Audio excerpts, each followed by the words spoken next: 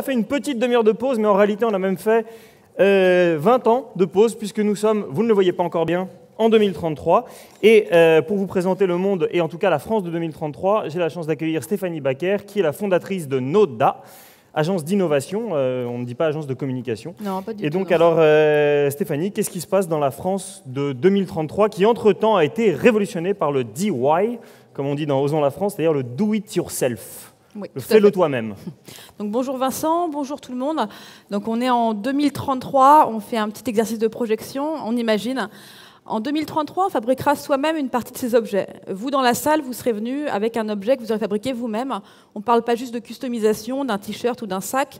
Vous aurez fabriqué, pour certains d'entre vous, votre téléphone portable ou même le véhicule avec lequel vous êtes venus. En 2033, on ne sera plus en train de fermer des usines, on sera en train d'en ouvrir. Elles seront plus petites, elles seront destinées à une production locale. Ceux d'entre vous qui vont dans un club de sport, vous irez aussi dans un Fab Lab, une petite usine locale où vous fabriquerez une partie de vos objets.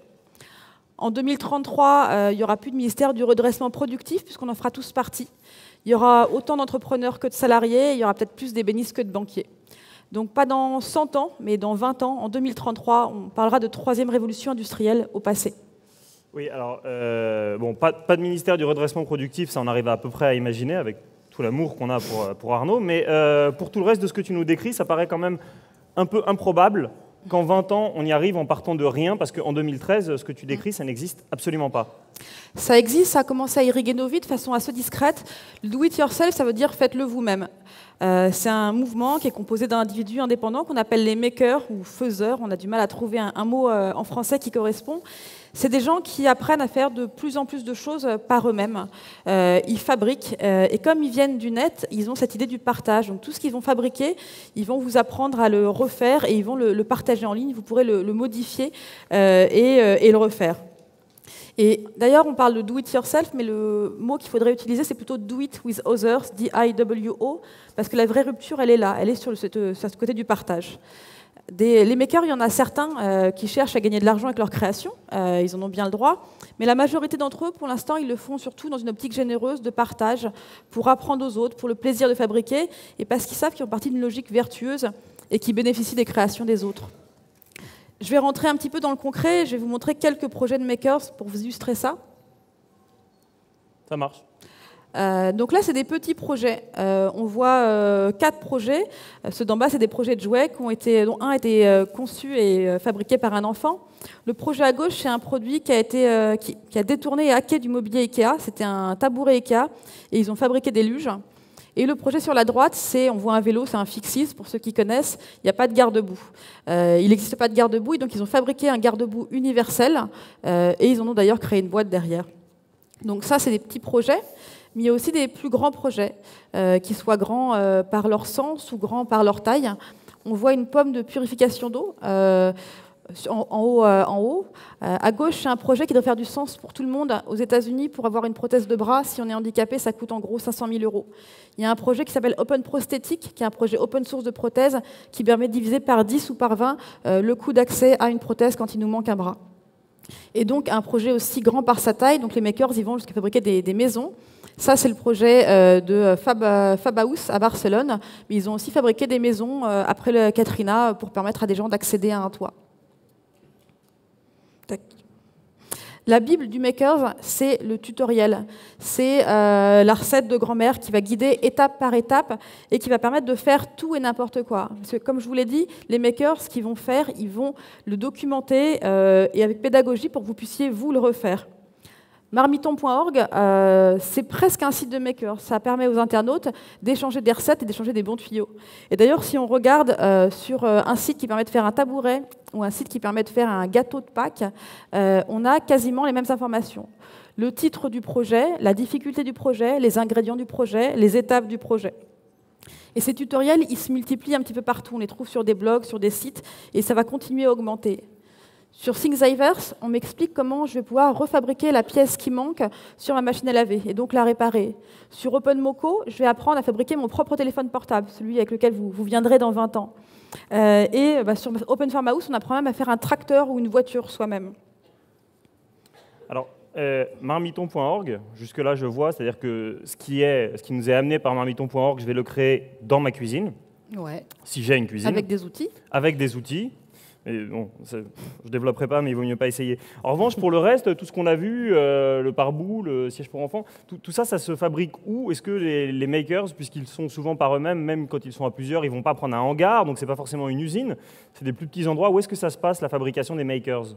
Alors ça se passe dans des Fab Labs, je viendrai dessus juste après, mais ça peut se faire aussi dans sa maison. Vous avez quasiment tous au bureau ou chez vous une imprimante classique 2D qui permet d'imprimer des PowerPoint, des Excel.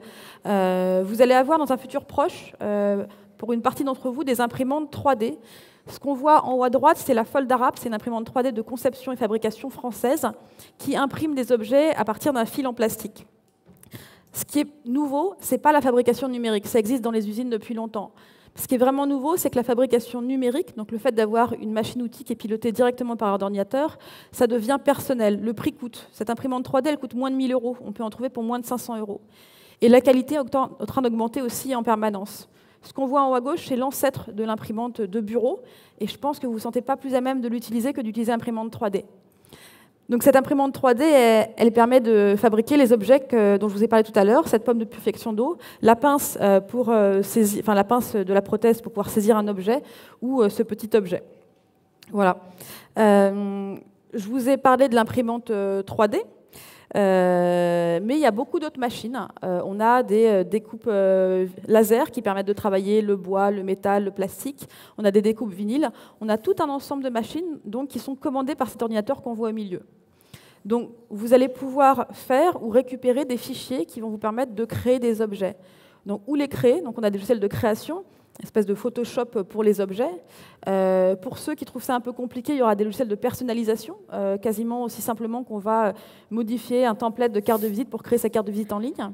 On a des scanners 3D. Moi, sur cette petite tablette, j'ai un scanner qui me permet et vous pouvez l'avoir sur le vôtre, qui permet de récupérer un fichier correspondant à un objet. Et ce qui est en train de se développer aussi beaucoup, on en parlait, c'est des sortes de Dailymotion du fichier 2D ou 3D qui vont permettre justement de fabriquer des objets en les envoyant à ces différentes machines. Alors, vous n'aurez pas toutes ces machines chez vous, ça prend un peu de place. Vous aurez très certainement une imprimante 3D, mais ce n'est pas grave, parce qu'en plus de la fabrication numérique personnelle, se développe la fabrication numérique de proximité. Les Fab Labs, il y en a certainement certains d'entre vous qui les connaissent, d'autres pas.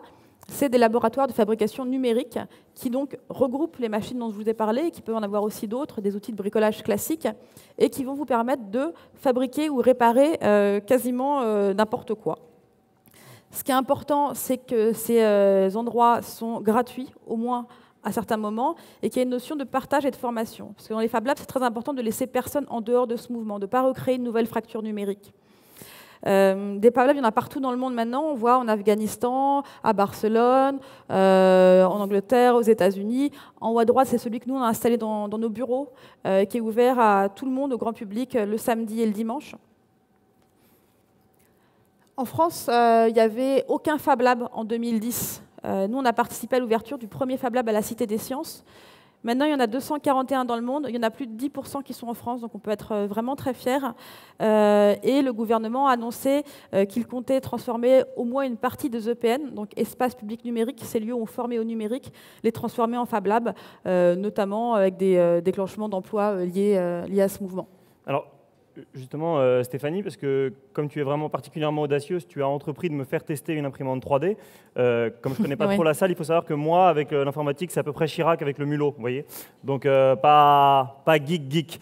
Et effectivement, je trouvais ça très marrant. Donc, je suis venu dans ton Fab Lab, ça marchait. Et puis, au bout d'une heure, avec l'imprimante 3D, je suis reparti avec une petite pince en plastique.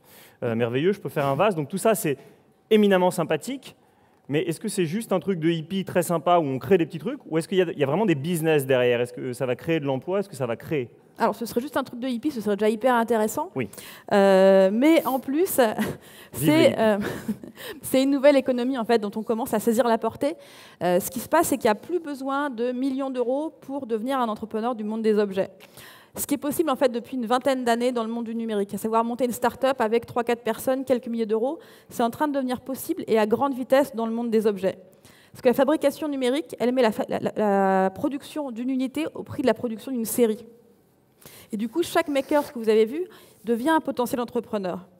Il y a des milliers de petites entreprises qui sont en train d'arriver et qui vont radicalement changer le paysage qu'on connaît. On peut parler presque de renouveau de l'artisanat, d'un artisanat numérique.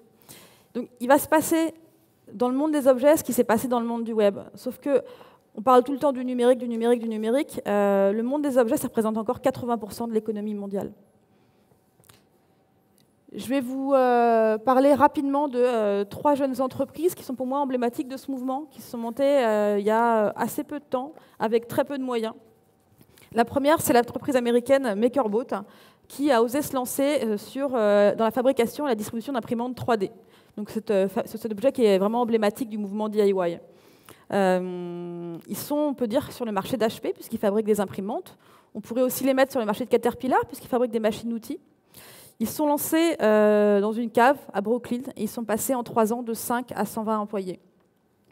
Deuxième entreprise, c'est celle qui est tout à droite, c'est l'entreprise française Readymate qui a osé se lancer dans la fabrication d'électronique grand public. Ce que vous voyez là, c'est leur deuxième produit, c'est Telesound. C'est un objet qui permet de communiquer avec sa famille ou avec ses proches en envoyant uniquement des sons. Ils se sont lancés avec 10 000 € en 2010. Ils ont déjà réussi à lancer sur le marché 2 produits. Et troisième entreprise, qui est peut-être la plus emblématique, parce que pour une PME, se lancer dans l'aéronautique, on se dit que c'est un petit peu dur. Et ben, c'est aussi donc une entreprise américaine qui s'appelle DY Drone et qui a osé se lancer sur le marché des drones. Donc, c'est ces fameux avions sans pilote qui ne servent pas qu'à faire la guerre. On connaît aussi celui de Parrot qui permet de jouer un peu. Donc, ils vendent des drones à des particuliers ou à des entreprises. Et ils ont, première année, 250 000 $ de chiffre d'affaires. En 2012, 5 millions de dollars de chiffre d'affaires. Ils ont une croissance assez insolente de 75 à 100% par an, dont 2 tiers à l'export. Alors, pourquoi est-ce qu'on parle de révolution du DIY et qu'est-ce qui a vraiment changé? Ce qui change, c'est la fabrication numérique. Le prix d'une unité revient au prix d'une production en série. Ça veut dire qu'on n'a plus besoin d'avoir les sous pour lancer une production de 10 000 exemplaires. On va produire et vendre à la demande. Corollaire assez direct, si on n'a pas besoin de produire en grande quantité et de stocker, on baisse les coûts de stockage. Donc c'est pareil, ça facilite aussi l'arrivée sur le marché de nouveaux entrants. Il y a Internet qui est là, bien sûr, qui va offrir une fenêtre de tir mondiale directement à ces nouvelles entreprises. DY Drone, je vous le disais, faisait 2 tiers à l'export dès la première année. Readymate a réalisé plus de la moitié de son chiffre d'affaires à l'étranger également. Mais ce qui est peut-être le plus disruptif, c'est la baisse des coûts de R&D. La plupart de ces entreprises, elles travaillent sur des logiques open source, totalement ou complètement, et elles vont faire leur R&D avec leurs clients. DY Drone a divisé par 10 le coût de sa R&D en économisant sur la propriété intellectuelle, sur les brevets, et fait assez peur à Boeing, en fait, commence. Voilà.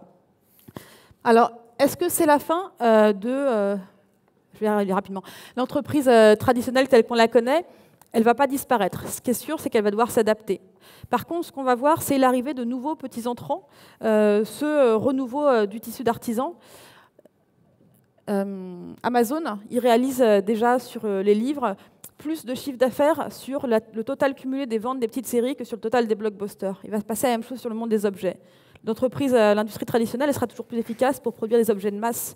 Mais à côté de ça, on va voir se développer plein de petits produits qui seront à la fois produits et achetés par des passionnés.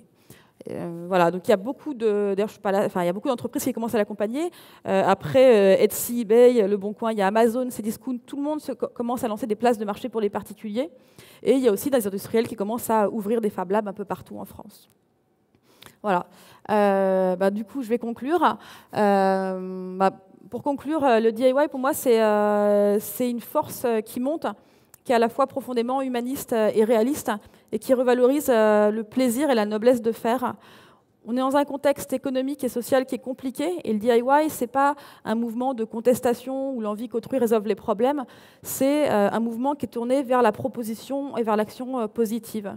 C'est le renouveau de l'artisanat sous sa forme numérique, et c'est permettre à tous de pouvoir entreprendre, de ne pas réserver ça à certains. Les Big Four, les géants du net, Amazon, Google, Apple, Facebook, ils ont tous commencé dans un garage avec 3-4 personnes et quelques milliers d'euros. On n'en a aucun d'entre eux qui est européen. Voilà, on a un petit peu raté quand même le virage du net. Il ne faudrait pas rater la révolution du monde des objets. Merci beaucoup.